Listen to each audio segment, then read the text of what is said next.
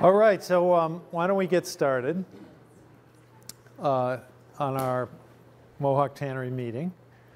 First, I want to thank all of our citizens for coming and showing interest in what we consider to be a very important project.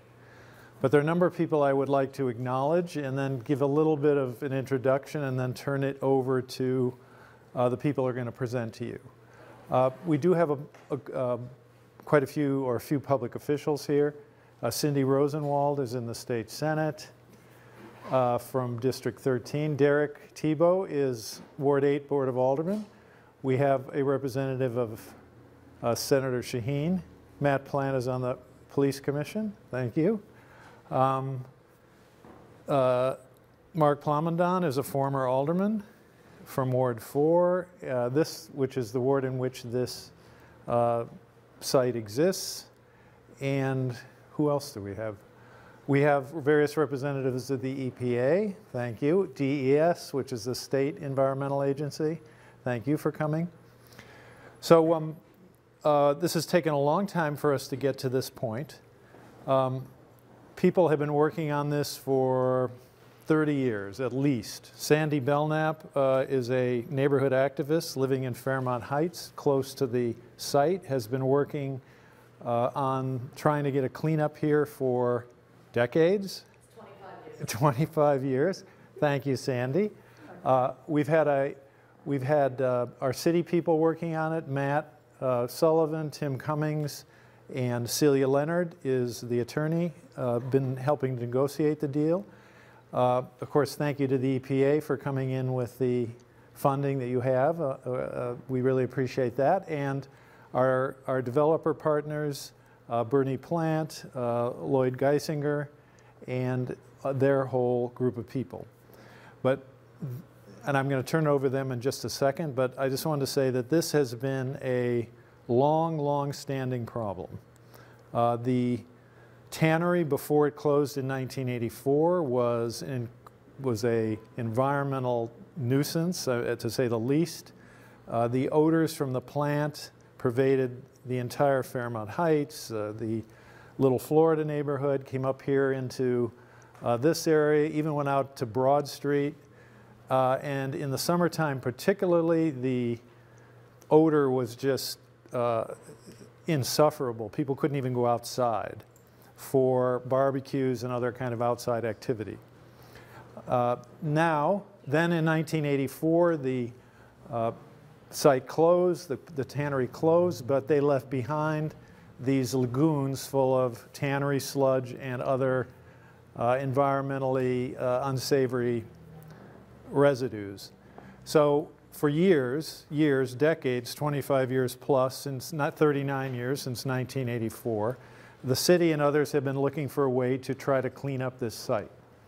And now, as a result of the EPA's initial inquiries and their interest in this site, we are able to present you with a solution that will result in a cleanup, funds coming in, as well as the development of the site for housing. Now, we understood that the main questions from the adjoining neighbors were on environmental issues, so that is what's going to begin the presentation. But the city team, the EPA, developers are open to any questions you might have about any part of the deal. Once the initial presentation is made, then we'll just open it to your questions and comments. So with that, I give you Bernie Plant, a native of the city and one of the primary movers in this project. Thank you, Mr. Mayor. Thank you all for coming, all the neighbors. I was looking at my neighborhood file just this morning, and find that our initial meeting, Sandy will remember, is back in 2017, when we first introduced this concept for remediation and redevelopment of Mohawk Tannery and adjoining properties. Several meetings took place thereafter. One big meeting with the Board of Aldermen that was where the EPA put on a presentation. And here we are now. Since 2017, our initial meeting, I've sought help in the way of Thorndike Development, Lloyd Geisinger, Mike Devon, Dave Eastridge, who are here. My relationship with Lloyd and his group dates back about 6 years now. For the last 7 or 8 years, I've been working on a redevelopment project down in Canton, Mass. Not dissimilar to the Mohawk Tannery, an industrial site for a couple hundred years. A lot of waste was left. We were able to remediate that waste, and we're closing in on the completion of what will be a 350-unit housing project with a town park and other benefits to the neighborhood. So on February 3rd, I sent a letter out to the neighborhood. Not all the neighborhood. Well, I sent a letter out to the neighborhood based on the assessor's records that we had. My error, but right. I apologize, but we will correct that. The February 3rd letter stated 3 major facts. Number one, the legislative effort to rezone and prepare the site from a legal standpoint was to be submitted and has been submitted to the city. Board of Aldermen and several of their subcommittees have reviewed those documents, and that is wending its way through the legislative process. The second matter discussed was the fact that we submitted a remedial action plan or removal action plan to New Hampshire DES and the EPA and the city of Nashua. It's a rather inclusive 1,000-page document and spells out the manner in which the site will be, our proposal for the manner in which the site will be remediated.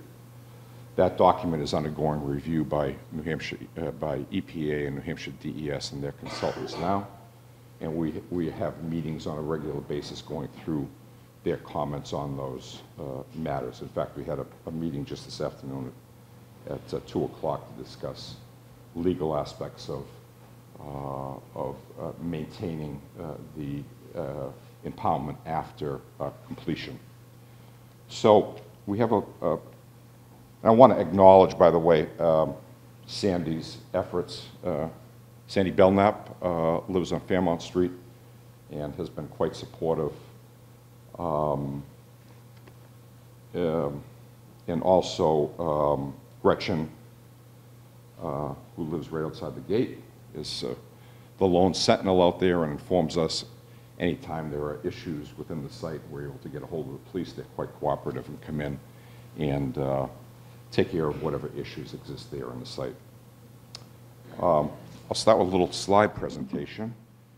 I have a limited amount of time here. Dave?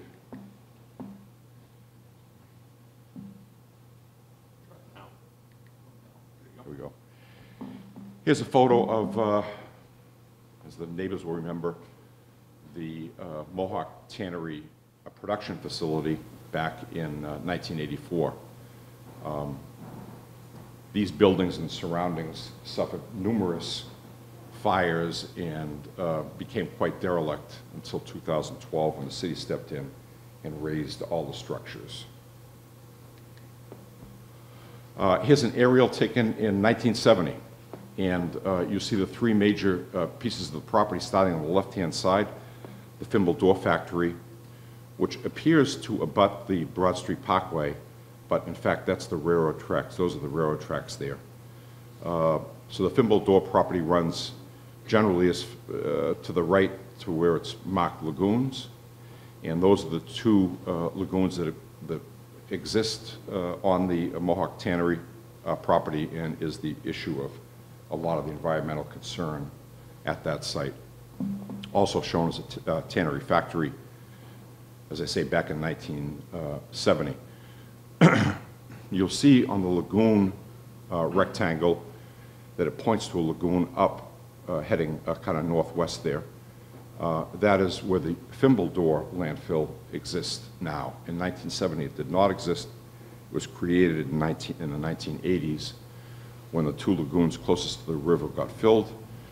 the Mohawk Tannery people moved tannery waste onto the Fimbledore property. There is about 90,000 cubic yards of tannery waste that exists between the Fimbledore and Mohawk Tannery property, and about 20, as shown here, about 23,000 cubic yards of asbestos waste, principally on the city right-of-way property, which you'll see in a second. Our plan, we just jump to the next slide. The issue, the main issue with the site in terms of redevelopment is the fact that a lot of this waste is scattered throughout the site. So what's not shown here is this area right here is principally all asbestos. So there is an inability to logically redevelop the site. You would otherwise have to, in order to redevelop it, you have to work your way around those various environmental, the lagoons and the other areas where tannery waste is located. Rather, we took a look at a couple approaches for redevelopment. Sheet pile wall, slurry wall, stabilization and solidification, and we finally came down to a secant pile system that I think solves the problem. And the plan is to take all that scattered waste, move it all into the lagoon area. No waste will leave the site or be transported across local roads. Oh. Sorry, Dave. No, that's... Here we are. Yes. Yes, sure. Yeah, that's good, Dave. Yeah. This slide outlined in red are the areas where the asbestos waste exists. The city right-of-way property on the left-hand side where the 23,000 cubic yards exist. And there's about 2,500, 3,000 cubic yards of asbestos waste right here. And neighbors will know that if you come off of Intervale Street down through the site and the kids do with their bikes, this is the area that they ride their bikes and are exposed to that asbestos waste. So the plan is to take the city right-of-way waste and what we call the southern parcel waste and consolidate that into an area adjacent to the lagoons. In September 2020, Blaylock Holdings, which is myself and Lloyd Geisinger, entered into an agreement with the Environmental Protection Agency where they will provide $6 million of funding toward what is about a $14–15 million cleanup effort. That was the public notice of that agreement.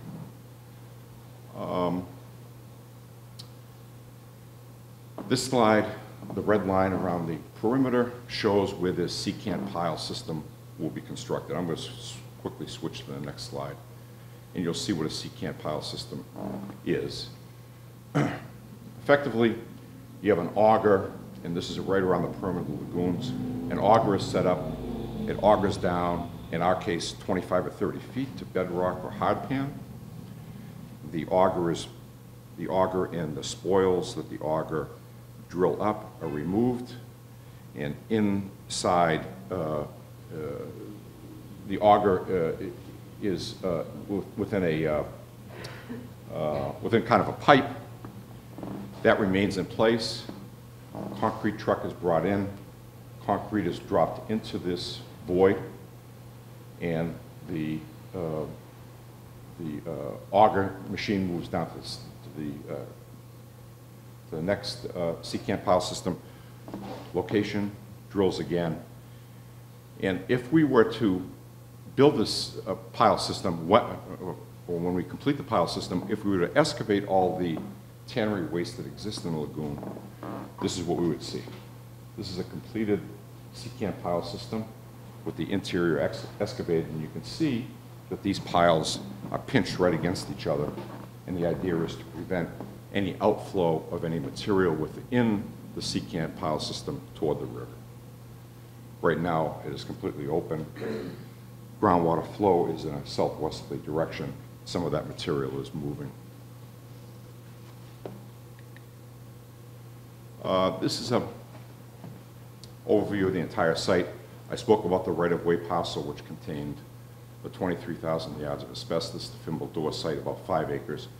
We're combining these 3 properties, totaling about 40 acres for the redevelopment. You'll see in a second what will happen here. The prior, or a couple of slides ago, I showed you the scattered waste throughout the site. When the remediation is complete, you'll see that the light green area, which formerly could not be developed, can now be developed. And the dark green area is where the waste and asbestos will be located. The lower 13 acres of the site will be conveyed to the city of Nashua. The city happens to own an abutting piece of property. I won't go into a lot of detail, but the total cost, as you can see, is about $14.5 million. I mentioned earlier the EPA is providing $6 million. Between the city and the New Hampshire Business Finance Authority, another $5 million is going in, which, as developers, we are reimbursing the city for their loan. Some tax increment financing is being established to pay part of that back. So about $15 million cleanup, $6 million from the EPA, and $6 million effectively from the developer and the city. I think that summarizes my presentation. I'll turn it now over to Lloyd, who will talk about the redevelopment piece of this. Are you staying? I am.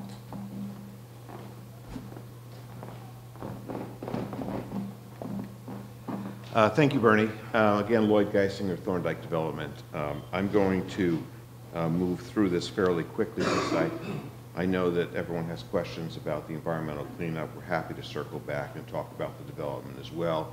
As Mayor Dunt just said, whatever questions are good questions, and we have a lot of experts here as well. But this really, the way Bernie and I and our team have been thinking about this is these are 2 projects married together. The first part and the very important part is the cleanup, which will take about a year to do, and then there'll be an additional 6 months or thereabouts for the EPA and DES to thoroughly review everything and sign off. There'll be inspections all along the way as well. And only once the cleanup has been completed, has been reviewed and approved by the EPA and DES, and we've received that sign-off, would any new development occur. So the new development that's planned and we've been working through with the city involves a series of 4- and 5-story buildings, with each building having a level of parking at grade. A couple of the buildings actually have a parking level at grade and one below.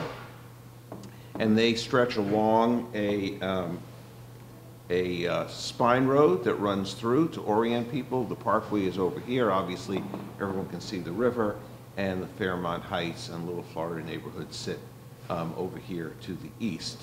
Once the containment area has been completed and capped, as I'm sure many of you are aware, landfills, once capped, make excellent reuse for recreation and open space, and we'll get into that a little bit more.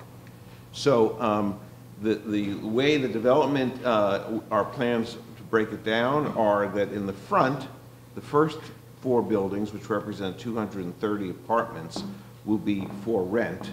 The remaining 5 buildings represent 316 condominiums in total. And then there is a 13-acre parcel to the south that will be deeded to the city, and then the area adjacent to the river will be recreated as recreation spaces.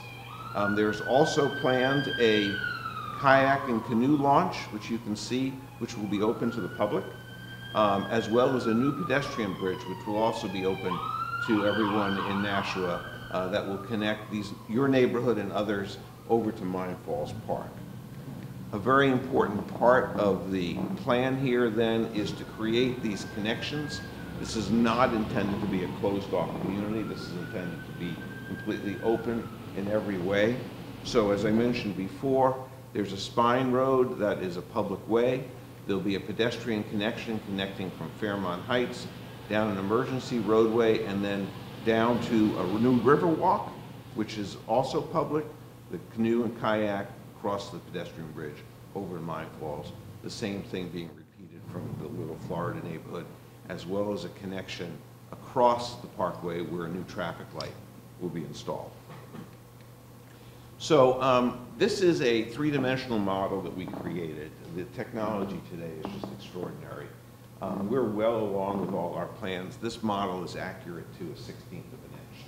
This is what these buildings will look like. This is what the park will look like. These are not theoretical or hypothetical. These have all been designed. We've got a bunch of slides that I'm going to run through quickly just to give you a sense of what this will look like. So there's a playground for kids shown here in the foreground. The area that you see stretching along the river is that has the containment area underneath it, but will then be finished out with a dog park, with walkways, with open recreation space. There's a river walk that will be available to anyone who wants to use it, that connects to the pedestrian bridge and to your neighborhoods.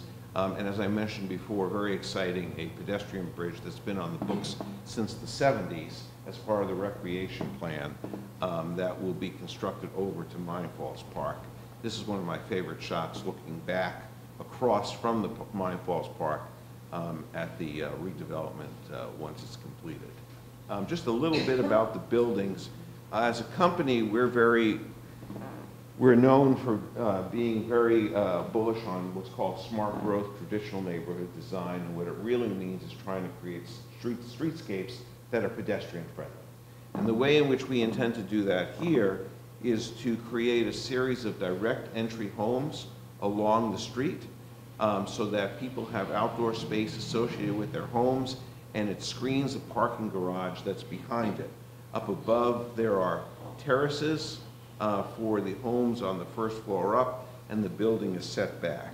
So it starts to create, hopefully, a very active street situation. This is a couple of examples of these little private spaces that people will have, and then we jump back to see the connection between the community and the surrounding neighborhoods. So that concludes the slides that we have. Why don't we go back to the very beginning, and I guess we'll open it up to questions. Bernie, why don't you take the lead on the questions? Mrs. Shapiro.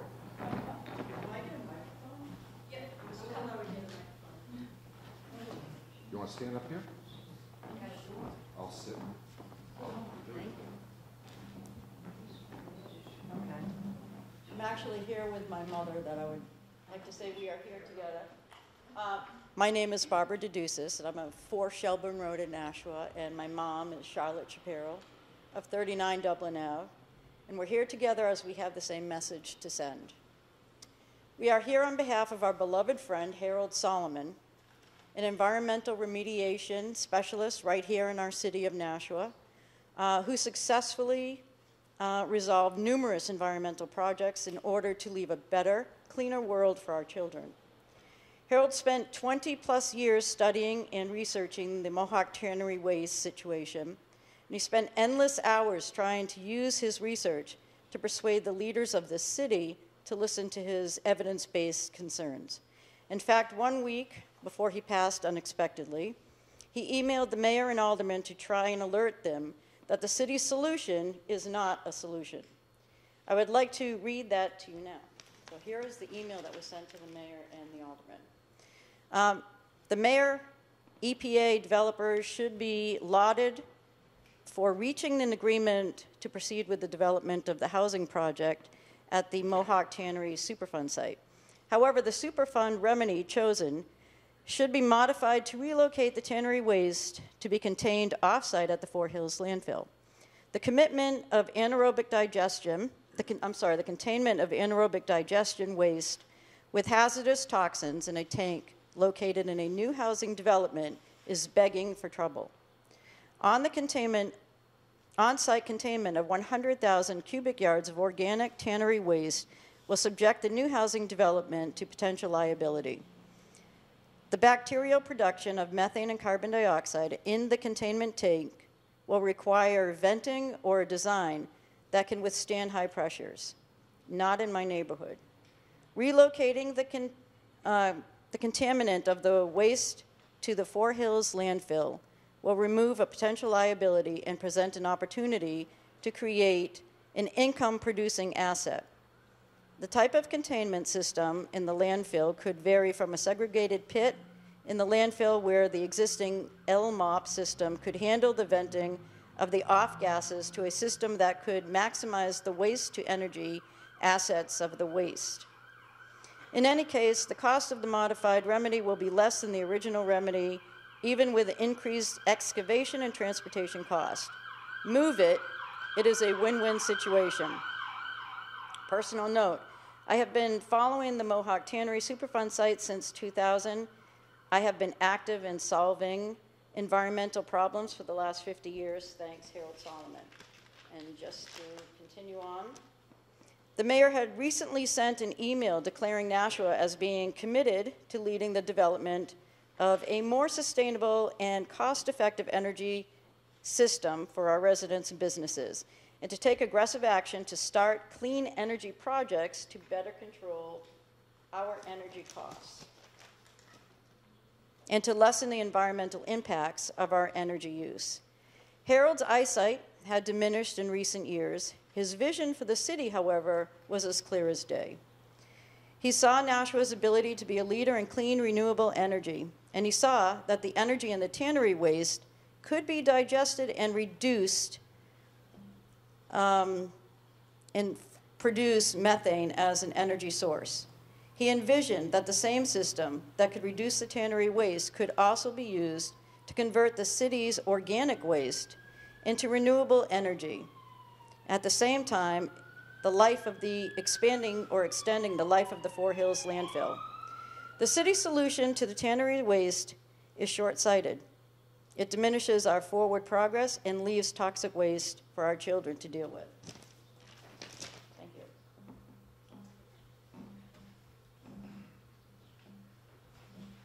I actually have a comment about so I remember him bringing this up at a meeting. Was it ever looked into?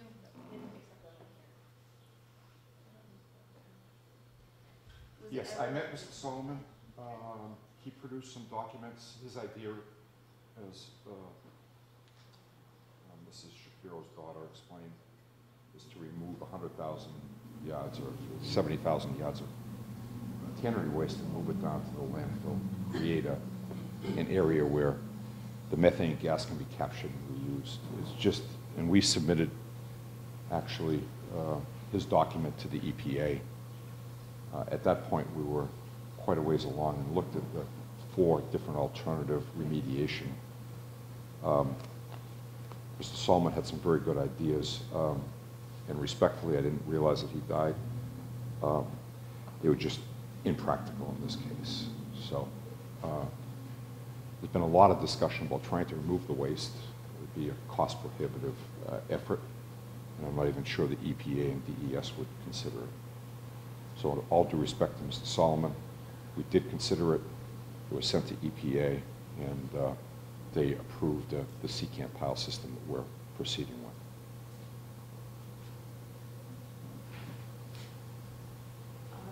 I disagree that it's too expensive because I feel like children are worth it. Do we want our children to be exposed to all these toxins? To me, that's far more expensive. Well, they will not be, currently they are exposed to the toxin, but post-remediation, as I explained, the secant pile system will surround the affected tannery waste, and there'll be a permanent cap, an impermeable cap that will be placed over the top of that. Now, Which may also build up methane gas and It's a then possibility. also pop so we the have, top. yes. However, we have consultants that have looked at the gas situation there and have come up with a system to contain the gas and treat the gas if in fact it is produced. We're in the process of doing a little more work toward those ends, but we don't want the top to blow off, logically, and nor does DES or EPA or the city. So that will be addressed. So there'll be no exposure to the children, no exposure for children to the tannery waste. Well, if it were moved, I believe we would not have exposure. But where it is located, I believe it's possible we may. We do now, we will not post remediation, and the cost to remove that material and move it to the landfill is cost prohibitive and would not work. I mean, that's a $50 million effort. I think it's been suggested previously by previous estimates to remove that material. And I'm sure that the City and National Landfill people would not be too pleased with accepting 80,000 yards of tannery waste. So I think we've got a good solution. It's being vetted very closely by a lot of consultants and a lot of agencies. Thank you. So just to address her concern, because I know when we had all met earlier, we had discussed who is going to be monitoring the site. So is there still a plan to monitor the site, and who is going to be responsible for keeping an eye on that just to make sure that nothing fails? Since we haven't done the above ground 6-foot portion with the cap before, Right. I just want to make sure, so her concern would be addressed with monitoring potentially. Yeah, so two things. As construction progresses, so the steps are that the plan that we submitted is undergoing review. We will make changes to those plans to satisfy EPA and DES. That plan will be implemented. When it is implemented, a consulting engineer that represents EPA and DES will be on site to inspect and make sure that it's constructed properly. Once the cap is on, there is a trust agreement that will be established and funded to make sure that monitoring takes place and the landfill is properly maintained. Will they be electronically monitored by sensors, or will they be monitored by a person who will come out and check whatever system you put into place? How will that be done? Do you have any? It will be monitored, I'm quite sure, by in person, because we'll install actually monitoring wells all the way around the perimeter of the containment after it's done, and there'll be a requirement for testing of the groundwater at a certain frequency to satisfy New Hampshire DES under groundwater management permit. Okay. I have a whole list of questions. Is that okay, Vern? Go ahead. All right. I've been collecting neighborhood questions. So for the secant wall, what type of margins will we have around the sludge? Because I know that the sludge is very close to the river. How are you going to make sure you get all the sludge and not miss it? So along the river, between the proposed secant pile, between the existing lagoons and the river, exists a city national sanitary sewer line. Oh, okay. So we can't interfere with that. It's a rather large line. It's an important line. That line runs along the river and then takes a turn right at the siphon and heads toward Intervale Street. So we're going to capture as much, and I think it's fair to say that we'll capture 99.9% of the tannery waste within the containment. There is a little bit outside. It'd be too dangerous to try to get because it would affect the soil.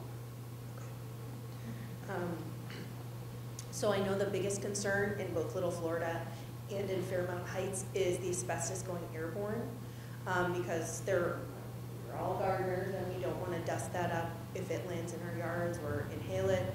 How is that part of the review with the EPA? That would be, how are we going to prevent that from going airborne? Right, that's reviewed by New Hampshire DES, and an asbestos work plan has to be established, and controls set, and watering, and all of that stuff. They'll be monitoring around the perimeter of the property to make sure that no asbestos is escaping. Awesome. So since a portion of the land by the river is wetlands, will you be creating another wetland anywhere, or making sure that the remaining wetland is protected from human impact? So there's a small wetland that will be protected. Tom? The wetland along the sewer line heading out to Intervale. Yes. Yes. Protected. Yes. Awesome. What is being planned for the section between the housing development and the Fairmount Heights Gateway?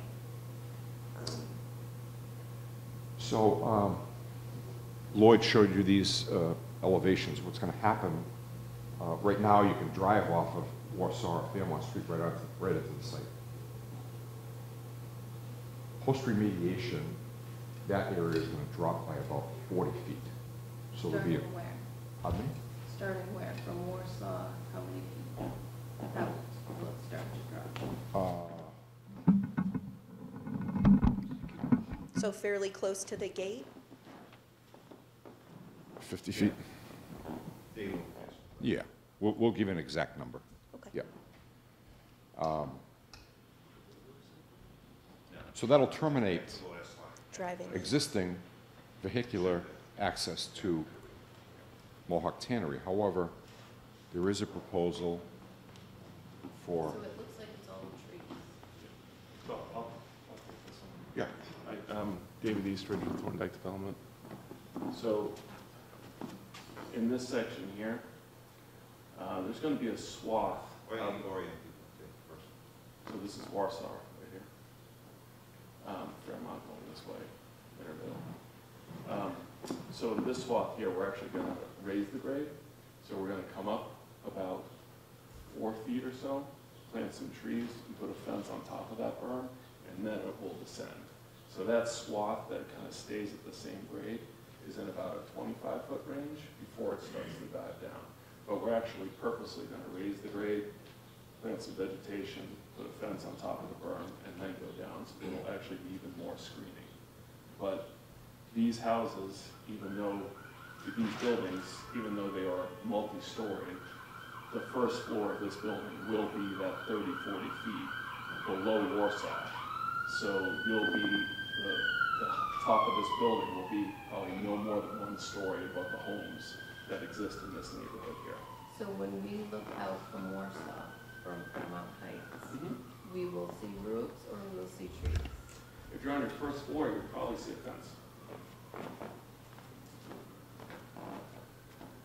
And then we can do some exact cross sections. Sorry, we can do some exact cross sections to see, when you look above the top of the fence, whether you're going to catch some of that building or not. Right, But so you're not going to be looking up estimate at. models, can we see that? Can you Sure. create that? Yeah. We have what you're asking three-dimensional, we just don't have it with us tonight. Can you send it via email? Probably, yes. Takes a few days to do, but yes. I put it on that website that the city has for everybody to go to, then I know I put an email that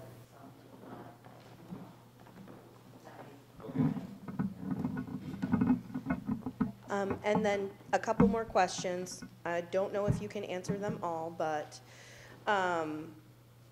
what is being planned for the use of Fairmount Street during remediation and then as you're developing? Will you be accessing the property through Fairmount Heights with big trucks and things like that? What time are we starting in the morning? What time are we ending at night? I had this discussion yesterday briefly with Sandy. Primary access to the site, as you know, will be off the Broad Street Parkway, but it'll take a bit to establish that access. So there will be some truck traffic, there will be some equipment traffic down Fairmont Street until that access is established. Then, as Dave pointed out, the grade is going to change, so it's going to cut off our access to Fairmont Street. So you've already gotten permission for this access point, because I believe when the Broad Street Parkway was built, there were contingencies that there are no offshoots. Except one. That's not true. I was chairman, there was one access on Broad Street Parkway, and there was supposed to be curb cuts put in, and when we built the parkway, curb cuts weren't put in, but that access into that property is still granted. That is the one access. So you've secured that? Because I hear you talking in absolutes. No, no, and no. I know this is your vision, and this is what you really want, but is it really going to happen? So we have the rights to a curb cut there. Okay. We are undergoing a traffic study right now by Van Ness Associates, who's going to design a signal and turn pockets and lanes and other stuff out there that'll go through the City of Nashua process and be reviewed by New Hampshire DOT. So do we have the right? We do. However, we have to take some steps in order to secure the final right to make that curb cut. And by the way, if you drive along the Broad Street Parkway, you'll see a statue there, and that's the approximate location of the access point. My last question. So I know when we had talked previously, the Tamposi family was trying to work with you to make access for their property, which is also off the Broad Street Parkway. And I know that there's a for sale sign, and then there's one of those little green and black placards now. My question is, I know that that area where the Tamposis owns has a lot of asbestos. It's riddled with asbestos as well. Is there any plan, have you talked to them about potentially developing side by side so that their asbestos can be added to maybe that pile, and those same mitigations prevented asbestos from going into our neighborhood? Sure. To my knowledge, the Tamposi property doesn't have any asbestos on it. However, the Fimble Door property and the city right-of-way property has substantial asbestos, and that slope goes down very sharply toward the Tamposi property. So you might think that it's on Tamposi, but it is not. All right? Sure.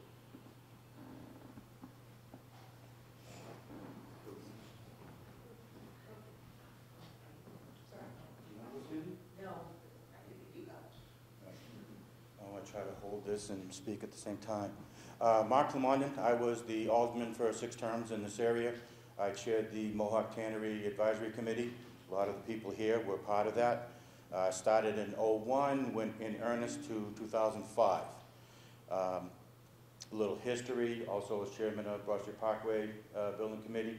There is curb cuts that were, that was the only access that was approved, and there was supposed to be curb cuts put in there, but when the road was built, they put the curbs in. So it should not be a major issue to access the property. Because one of the big things the neighbors don't want is 150 or 200 dump trucks going up and down Fairmont. Yeah, we have about 500 kids. Exactly. Just well, if there's questions on the history of it, I can explain. But back in '03, and I should say we got national attention on this, and I passed out some of the booklets from the Sierra Club. The Mohawk Tannery was a primary article in their annual review. So this has had very high visibility in decades. And I want to thank the mayor and staff for picking up the ball and running with it. Because when I left this project, everything was agreed upon. It went through an advisory committee. It went through infrastructure, which I was chairman of. It went through the full board, and I'm quite sure Mayor Street has signature on it. And here we are 20 years later, still facing this blight. And I want to thank Mr. Plant for also with picking this up. And this is a beautiful property, and there's a ton of potential here. But again, we got a lot of concerns. Traffic impact, the sludge, the asbestos. Back in '03, it was estimated there was 66,000 cubic yards of sludge. Sounds like there's like 90 now, so it's grown from those numbers. So back then, we had agreed upon in situ stabilization, and you did touch on stabilization in your presentation.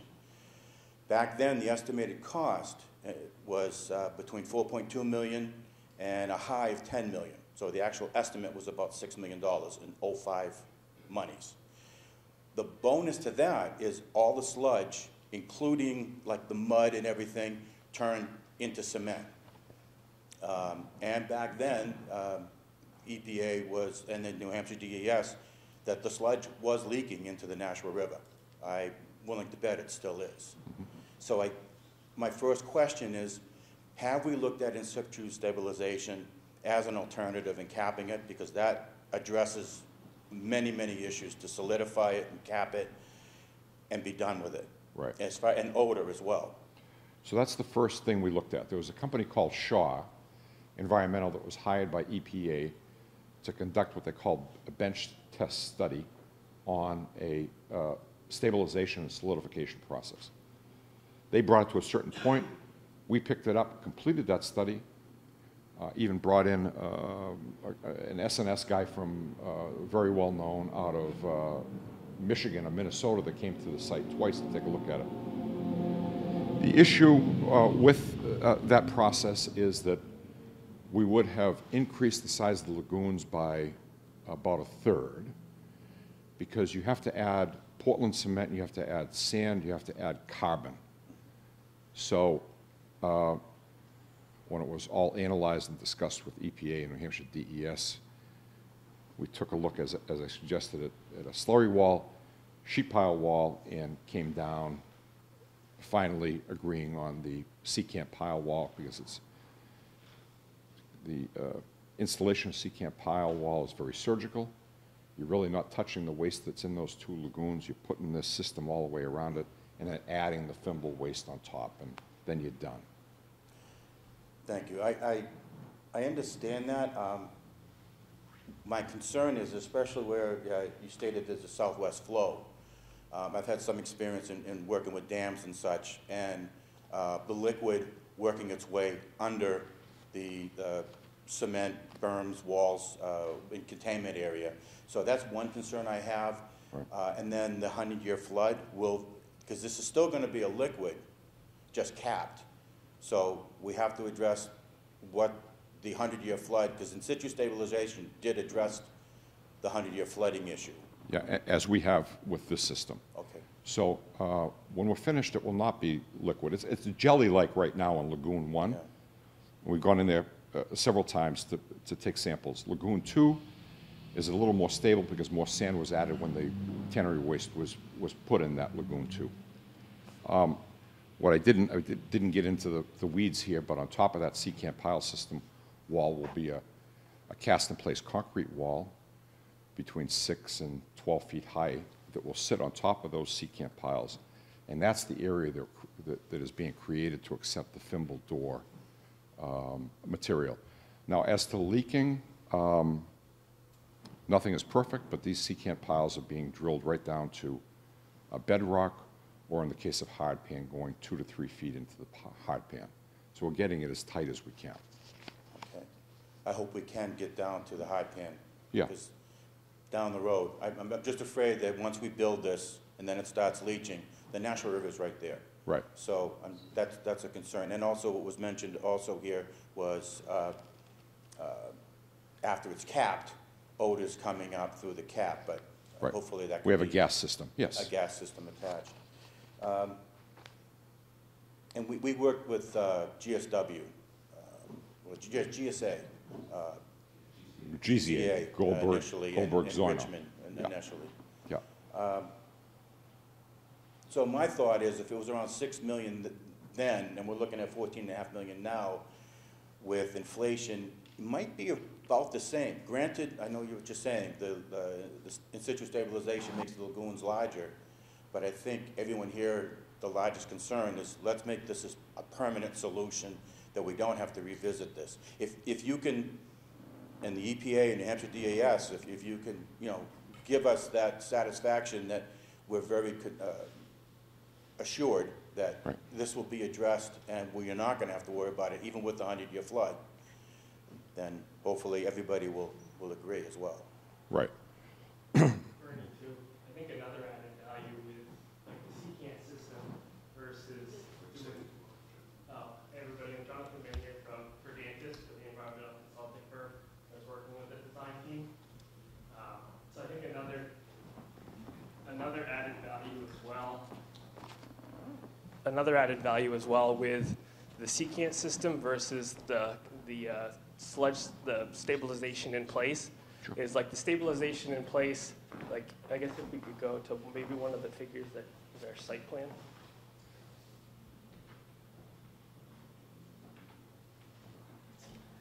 Yeah, this is good. So Fimble landfills here, and there was kind of like a ravine here as well. So as part of like the stabilization in place, it was actually going to be stabilizing some of this material in place over here as well, where I think an added benefit to the secant wall system is it's consolidating everything in this impermeable system over here, so we don't have some standalone satellite areas.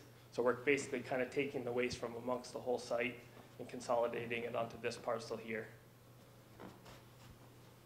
And then I think with respect to the flood, so Bernie mentioned the retaining wall system on top of so that's actually, part of that system is this retained for the 500-year flood event as well. So the top elevation of that, I would say it's maybe a foot above the 500-year flood elevation. So I think that's an added benefit too of the secant system with the retaining wall on top of it.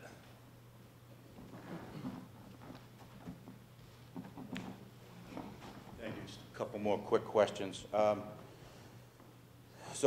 I have 3 more questions. So in moving the sludge from one lagoon to another, I'm expecting odors during that time frame, right? So neighbors be aware. Yeah, and there is a very comprehensive odor management plan. All right, so he's saying there's a very comprehensive plan for odor, for the TV.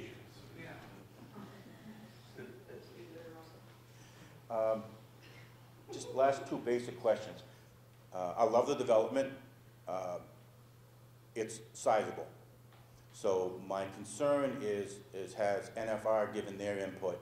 Because primarily there's really only 3 entrances. So the first response would be Amherst Street Fire Station, and then we've got East Hollis and the airport, which is 1 engine really. So has NFR bought into this so that if there is an emergency or sizable event, that they can address it within their normal response times? Yes. And that's the reason for the Fairmont Street emergency access. We initially proposed an Intervale Street emergency access. They preferred that just because of the location of the fire stations. Okay, thank you. Right. If I can point that out. We initially proposed an emergency access running down here to Intervale Street.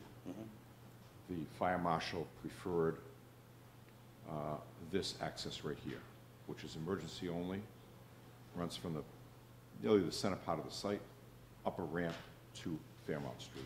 That'll be subject to gates and bars, and it's only there for emergency purposes. Yes, I understand, but I thought you said that. The grade, that's right, but we're going to do some grading that will permit construction of that roadway. It's a mandate of the fire department. So last question. So the Fairmont Street is just going to be an emergency entrance exit. Has NRPC given any traffic count models? I'm not as concerned about Broad Street Parkway because that, I believe, can handle it. But as far as during construction, the estimated traffic on Fairmont, the truck traffic and so on, or will everything be using the Broad Street Parkway entrance? We'll use Fairmont Street for a short period of time until the Broad Street Parkway entry is established, and that'll be, top priority. Thank you. And again, Mr. Plant, I thank you very much for addressing this Well, thank you for your thoughtful historic comments. blight in our city. Yeah, thank you. Very appreciated. So when you say short period of time, how long do you really think that short period of time? And is that only when you're fixing up where Warsaw is, or is that also to go down? Because right now there is a grade. Yes. So is it only to fix the upper part, which is understandable? Right. because you Right. Need that to fix, but. 4 to 6 weeks. Can you say that louder? The question was, the question was, how long would Fairmont Street be used before the Broad Street Parkway entry is established? And Dave Eastridge suggested 4 to 6 weeks. And Liz had asked the hours as well. I don't think that was answered. I'm not too sure what the,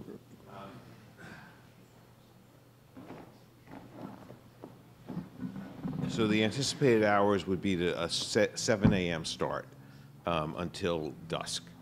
Regardless of the time of year.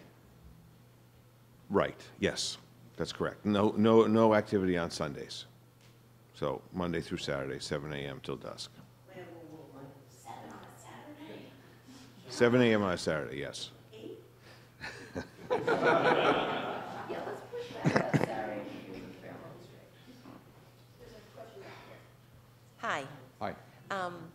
First of all, thank you for holding the meeting, and thank you for doing all the work that you've done to deal with this property. I support the cleanup of it. I think it's a good move for the city. I'm more concerned about the, I'm more concerned about the development of it. I love Thorndike Developments. I was a big supporter of the plan up on Bartlett, and I loved what you did up there. I love the look of what you're doing here, but I just don't like the location of it. I'm not certain that building that many 550 units on a waste site that's being cleaned up is a good idea. Long-term liability, I think you always get people who pop up with cancer issues down the road, and then the city is looking at this down the road. And so that's my concern with it. I've heard really interesting comments from people, and the secant wall and the contamination ideas that are here are great.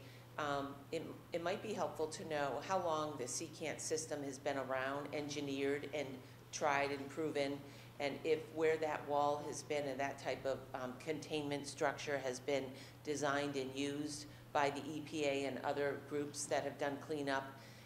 If there have been issues of leakage at other sites that have been monitored over 10 or 20 years, I don't know if it's been around that long, but just an understanding of the history of success.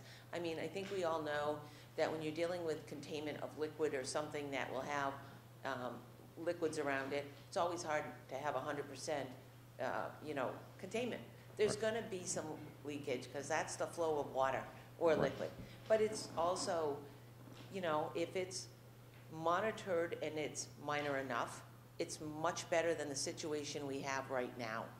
And so, and I think these ladies who offered the thoughts from the gentleman, Mr. Solomon, I think he was, on their containment ideas are, very laudable and respectable that they offered something, and they get us thinking about maybe just getting it out of there is the right idea. And, I fully understand what they're saying. So my concern is, I don't like a development there. And even though it's a beautiful parcel of land, the bottom line, it was used as a toxic facility, and it was a very polluted piece of land that we're trying to do the right thing with, and I would prefer not to see housing on it. I'd like to see the cleanup. I'd like to see the danger removed of this potential flood, but I think it poses a long-term liability for the city. Thanks. Thank you. I have a question. I didn't see you at church on Sunday, by the way. I always go to 10. Okay. You were early. Okay. I don't know, I gotta be honest, I don't know if I would live there, but that's other people. You're welcome to yeah, live there. I have dogs, I want them to live a long time. But I'm concerned about, we have an ordinance about affordable housing.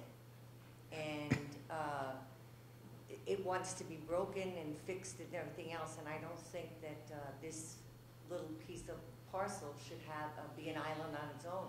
If we've made an ordinance that, you need to have affordable housing, and I think Blaylock's going to be making like $147 million on just the condos, and then you got the rentals, which you make, $3 million more every year. I think you got money to put in some affordable housing.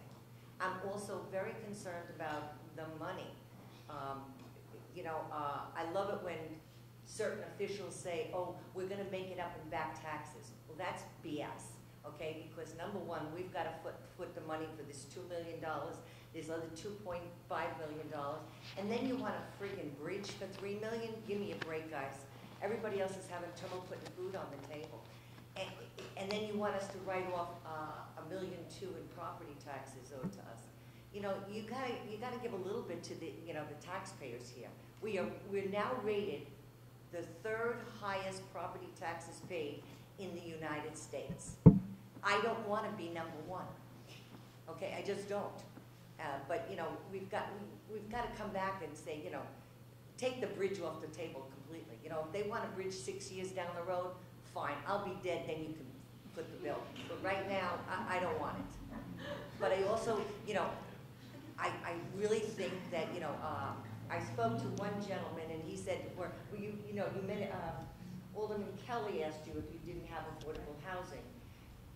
He said he would walk away. Well, I got to tell you something. you walk away, you're the one that's already put a lot of money into this project, because that worksheet you have up there, to clean up the property is $12 million. The other 14, to add up to 14, is to buy Thimble. Well, I'll tell you right now, city people are not gonna buy Thimble property. That's you guys. We're not gonna put in, you know, any roadways you want or something else. That shouldn't come out of our pockets. Now, can you answer one question? Are you gonna honor the affordable housing? Let me answer the question. So there is a substantial affordable housing commitment as part of this community. Not full. Let me explain.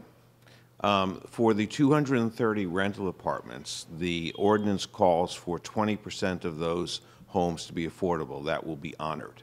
So there are 20% of the 230, which is 40, thank you, units that will be affordable. With respect, let me finish, then I'll answer your questions.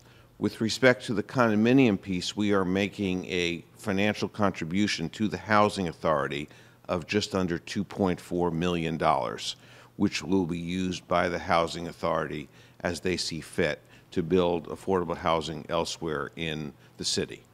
I would also point out to you that, as you have pointed out to us, we are spending $14 million solving an environmental problem, a very, very high-risk proposition that we are taking on in order to create the platform for the housing. And that has been factored into the overall solution and the contributions that we're making.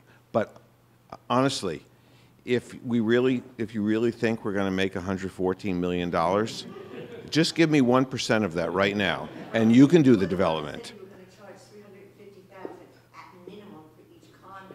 Correct. And if you do just $1,500, and we know your prices are going to be higher than for an apartment, that's $3.5 million a year.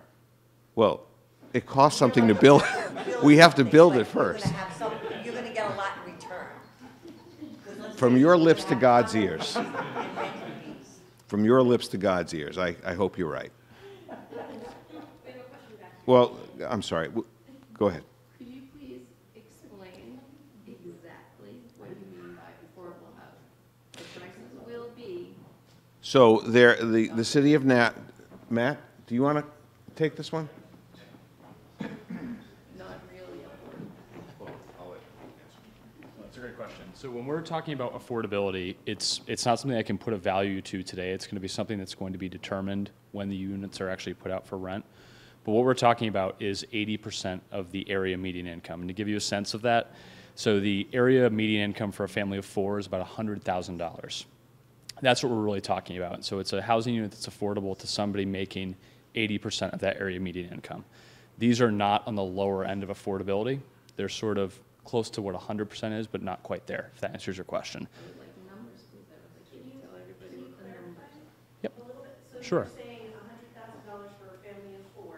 Right, so if you have a... You've got to make 80% of that, so $80,000 So a year? the way the calculation works is that there are rates set by the Department of Housing and Urban Development for a household size of 2 persons, 3 persons, 4 persons, 5 persons, and on. They do a calculation on an annual basis to determine what the area median income is for a family of that size, and they base it on sampling that they do across the region. Now, the calculation to actually determine the price takes what that median income is, based on the household that's actually trying to get into the unit, and then it looks at a couple different factors. It says, for a rental unit, what is the maximum amount of rent that a housing unit could pay, making the 80% of area median income, take into account utilities, other fees that are associated with it, and then assume that a household pays up to 30% of their income on rent. That's generally considered a healthy amount of your income that you're paying to rent. Now, the reason I'm not going to answer your question with numbers, and I know that that might be frustrating, and I understand that, is that the incomes for these are not going to be determined until they're actually built and they're going out to be rented. And so I would be happy to send to this group a list of what the current rates would be, and I can give you sort of the whole table. But I'm just giving you a sense that a family of four, area median income is 100. And so think about, you know, from a family of 2 all the way up, it's going to be a range of incomes and therefore rental prices that we're actually talking about.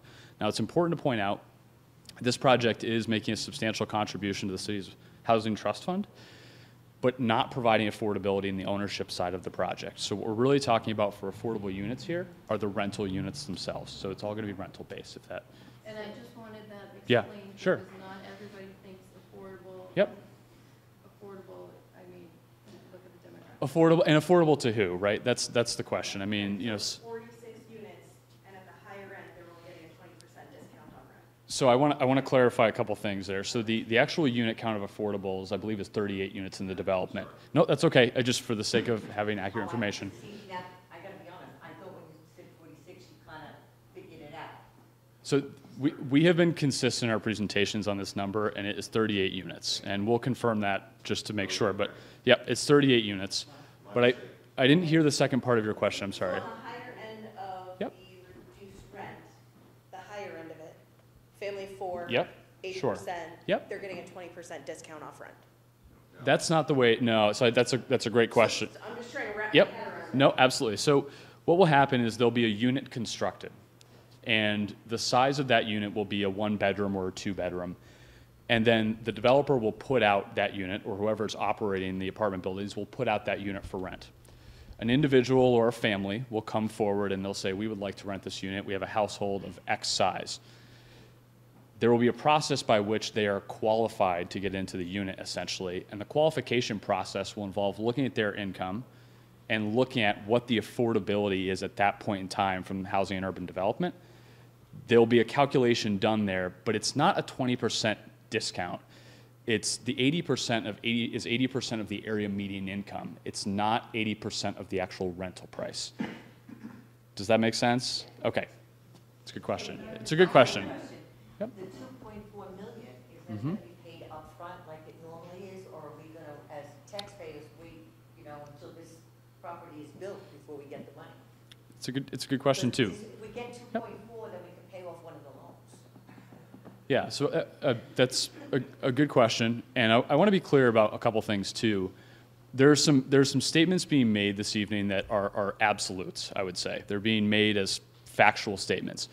There are several pieces of legislation that have not been considered by the Board of Aldermen yet, and one of the critical pieces of that memorializes a lot of what we're talking about is the Master Development Agreement for the site. So that's actively being worked on. So when we talk about things like construction hours, certainly I think everyone has their vision of what that should look like, but that process is still ongoing with the development team, and so we're working together on that now. Will the city be giving that out? Well, so it'll be a public document when it goes to the Board of Aldermen, but to answer your question, the answer is that on the ownership units, the current proposal, albeit not adopted, is to make incremental payments of the $2.3 million to the Housing Trust Fund based on the actual occupancies and sales of the unit. So the answer is no, it's not going to be a lump sum payment, and it's only going to be paid on the ownership side of the project. So for example, if the rental side were built first, there would be no payment made. They would have to provide the affordable rental units. But then as soon as they start building those owner-occupied units, they would then have to begin paying down that 2.4, 2.3 right in the middle, $1 million. Does that answer your question? Yes. Okay. Okay. Hey, how you doing? My name is Jay Willett. I live 4 houses down from this site with my family, my wife and my family. I was involved in the steering committee when it started with Bernie Streeter and Sandy Belknap. This whole situation here, I gotta be honest, at the beginning, it scared the hell out of me. I'm really worried about a 10-year project, which this is gonna be. I'm worried about the noise, I'm worried about the pollution, the air quality. A project like this starting in the summertime, like people have said they're worried about like leaving the windows, air conditioning, things like that. I know everybody has an idea the EPA is gonna be on it. I'm just really worried about the noise level as well. You know what I mean? Because I don't know if you're going to start from left to right, like which unit's going to take, or which one's going to be the last one built. I'm worried about, I grew up behind an industrial park for half my life. And I heard so many beeping sounds all day long. So I'm more worried about like things, once you start digging, just the constant beeping all day long. Sure. So that's the stuff that I'm worried about. And it needs to be cleaned up. That's what I get out of this whole thing. Right. But I'm just, Jay's point, yeah. we get terrible echoes. We can hear everything at Stello's. We can hear everything on the Broad Street Parkway. We can hear everything down at the soccer field. Everything across that river, we hear it. We hear everything in the mill yard. People are screeching their tires, we hear it in the middle of the night. And the highway. And the highway, yes, thank you, sorry. Thank you. First off, awesome that you're making progress on cleaning this thing up. When I was a kid in the 60s, I used to live near the airport, and depending on how the wind was blowing, I could smell the tannery. And that was a good couple of miles away, so it's like spectacular to be finally getting around to it. There's a couple things, though, that I'm kind of curious about. In the event of, not that this has ever happened ever, but in the event that the cost of remediation exceeds the budget, how is that managed? You know, because I'm a little familiar with even easy, what I would call easy construction, and it's kind of hard to hit a budget, right? So if we go over budget, who's paying the extra stuff? Oh, don't, I just paid my property tax. Laura, yeah, I know. You're paying for it? Awesome. How does, I mean, just, obviously there's some risk associated with any project, right? Stuff can go over. And then you got to figure out, like, okay, because this thing, once you get into it, right, you can't say, oh, geez, we ran out of money. We better just let the neighborhood go to make the whole thing a big super fun site, right? I couldn't agree more. So there are a couple of pieces to the answer. The first is that we're working with a contractor who has a very, very long list of experience dealing with Superfund sites. Bernie identified them. The name of the company is Charter. You can look them up on the website, their website. They've done a lot of these. They've worked with the EPA extensively in the past. We've been working with them, Bernie, now 3 years, 2 or 3 years, constantly updating the costs associated with the development, with the cleanup. And so picking the right horse to ride in the first place is, in my view, having done this for 40 years, the single most important thing. You need someone who knows what they're doing, who knows how to price things, who isn't afraid to pull punches. And we have that company right now that we're intending to use. Second, we will be getting what's called a guaranteed maximum price from them. So there will be a cushion built in that they will build into their contract. They're a reputable company that has the ability and will be posting a $6 million bond with the EPA on top of the guaranteed maximum price. So in other words, to put this in perspective, they will figure out the final cost once we've finished the process with the EPA. They will make a determination what they feel they need to get in order to provide us with the comfort level, and the city and the EPA with the comfort level with respect to a guaranteed maximum price. And if despite all of that, there are unexpected consequences that occur, there will be a $6 million bond securing that the work is ultimately completed. Beyond that is our company and the resources that we will bring to it. So I think we've got, we feel pretty good about where we are in the process right now, and we think we have that covered. Great. One other question. When it comes to doing a project, one of the things that you always worry about sometimes is, and this will sound like I'm talking out of the other side of my face a little bit, so sorry about that, is whether or not you're spending enough money. If you're actually doing, the best form of remediation, and I know, and I don't know much about this stuff, but I'm looking at, I've heard things discussed here about different approaches to this. And, one of the things that that a cold body will say is like, is this the best way to do this? Because, at the end of the day, we have, if we are putting a bunch of housing on top of it, it's different than putting a park on top of it, right? It's different than a disc golf, thing that, guys run around and throw discs at stuff. People are going to be living there. So, that's a question which I guess, I don't know if there's a good solution to that, but if money was no object, right? Is this how you would remediate this site? I mean, that's part of the question. And if there's a better, more pure way to remediate the site and it costs an extra $5 million, it seems to me that might be a better expense, right? Go up and do it the best we can do it. So anyways, that's just my comment. Any thoughts on that? It's a very appropriate and very good point made. I think, as Jonathan pointed out, and we're speaking in some generalities here, but I want to get specific. All of the environmentally troubled sludge is going to be moved off of the site where the development will occur and put into a containment area on top of which no housing will occur. So we're not going to be building homes on top of contaminated soil. I have been involved in 2 other developments very similar. We built a community in Hudson, Massachusetts, which had lagoons just like these, not as severe, but nonetheless lagoons laden with arsenic. The soils were removed. They were put in an adjacent location, just like we're talking about here, not as severe, but same approach. It was capped, and then we built a community adjacent to it. And the people that moved into those homes walked their dogs on top of the area which is capped, and it's all worked very well. We built 400 apartments in Ashland, Massachusetts, next to the Nyanza site, which was a major EPA cleanup, a really horrible situation that went on for decades and shut the town of Nashua down for a generation.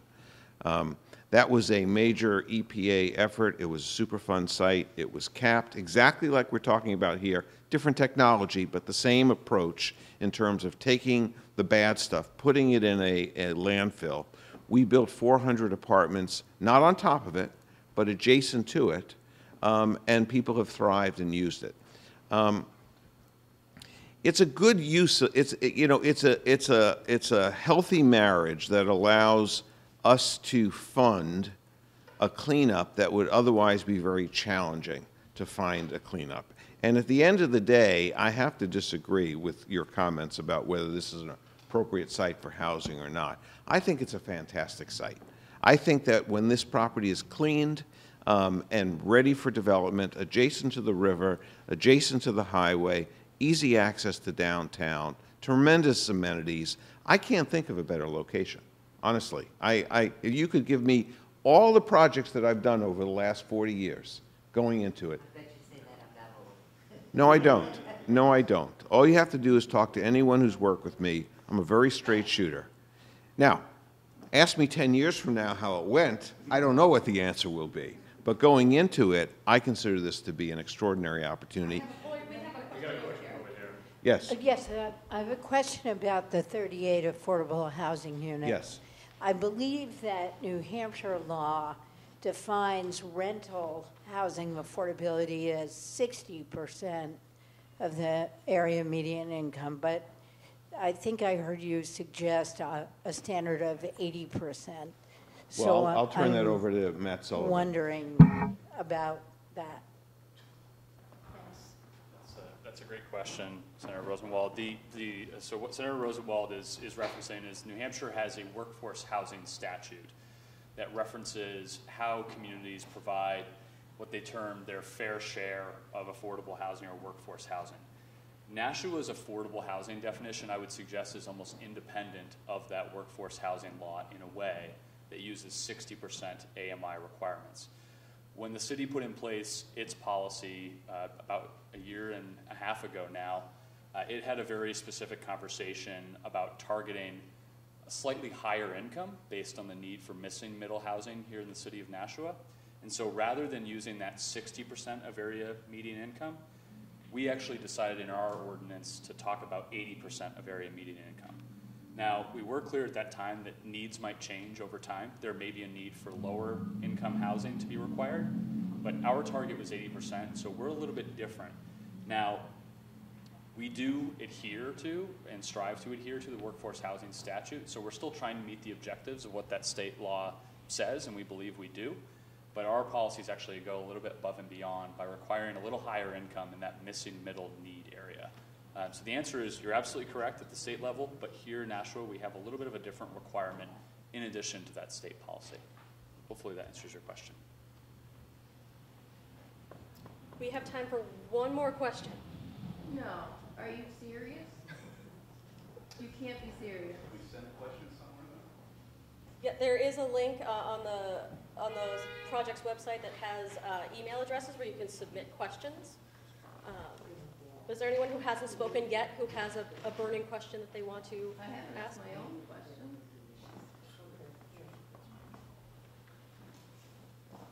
All right, last question.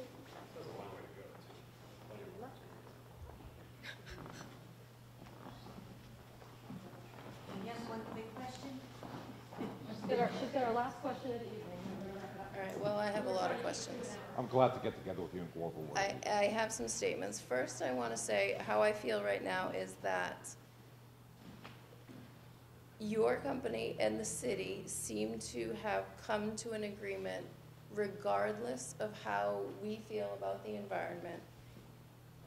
I think that you're past the point of addressing our concerns and you're moving forward with this. You're going to try and get it passed, and this is the plan, regardless of what we say. This is what I'm getting tonight.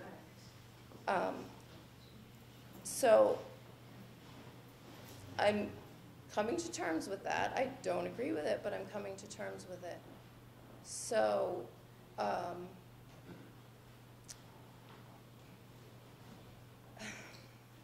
guess you are talking in absolutes tonight. So we were talking about, someone mentioned the cap blowing. What happens if that happens? And you said, yes, it's a possibility. So are you disclosing to the people who may be living there that what they're living on? I should have said a highly remote possibility. And all this is being designed. And by the way, in terms of the design, the secant pile system, redevelopment of the property, that goes back now 2017 when I first met with the neighborhood group, right? And we had the local site walk. So nothing has changed in that respect. In fact, I'm very pleased to say that, you know, we're here discussing the same plan, a little more refined than we discussed in 2017. Correct. And when we discussed it in 2017, it had never been done like this before. Right. So we still don't know. There are a lot of unknowns. You're talking in absolutes. There are a lot of unknowns. Is it going to be disclosed to these people that what they are going to be living? As Lloyd pointed out, there will be no new construction on top of the lagoons, right? I know that. Right. I do know that. Please answer the question. Is it going to be disclosed that this is in their property? So you're saying people that purchase condos? Right. I'll answer the question. But before I answer the question, Jonathan, can you address this cap, or one of you, Mike, and kind of the details of concerns about it blowing up? Well, just the liability, cancer, anything. I mean, it's adjacent to it, but it's adjacent to it. Right. And I heard you say you've been doing this for 40 years. That's not a lifetime. That doesn't mean generations from now something could happen to these people. 40 years is not a lot of experience. I'm not. I mean, we haven't even. This stuff hasn't even been around for generations to even experiment with. I'm going to let the experts answer the question.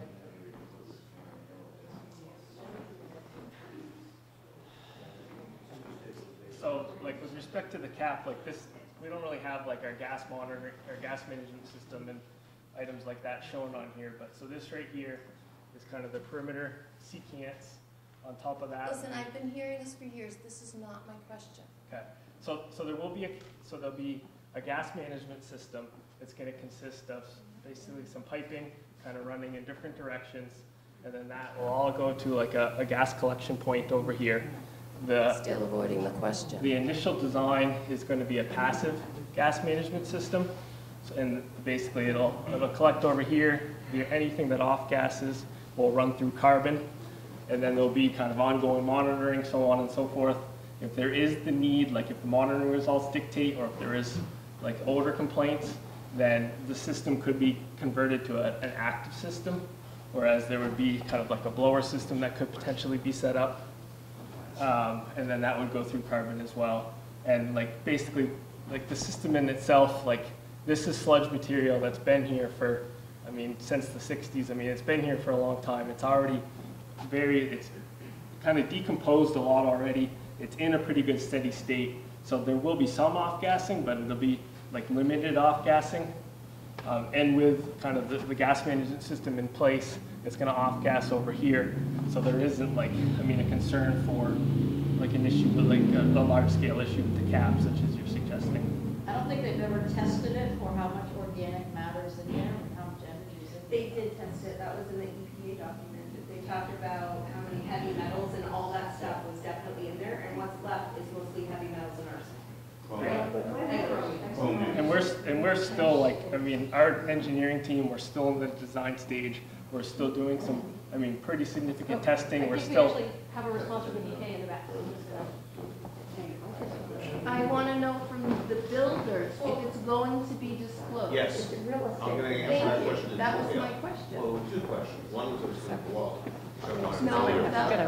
Can I just speak for 1 second? And I know they're trying to wrap up, and I appreciate. I don't get to sit in the back of a lot of meetings, so it's nice. I'm sorry to interrupt, but I remember a lot of you. I was here in 2017, and I know it's a lot of the same questions. But I'm not a health expert, but I work. Our team's back there. Our section chief from New Hampshire's here. Our project manager Valerie's here. And none of this is being done without, I hope you heard loud and clear, EPA and DES oversight. So the thing that I keep hearing that I just wanted to react a little bit to and encourage you to, if you want to speak to any of us more about, there are health experts you could speak to. The question of exposure, liability from home ownership, breathing contamination, drinking contamination, it's simply not a concern based on the remedy that's in place here. And if you remember, 6 years ago we talked about this too. The remedy the EPA and the state were going to approve was actually a lesser remedy than what's being discussed here, in the sense of the material being contained and capped and put in place there.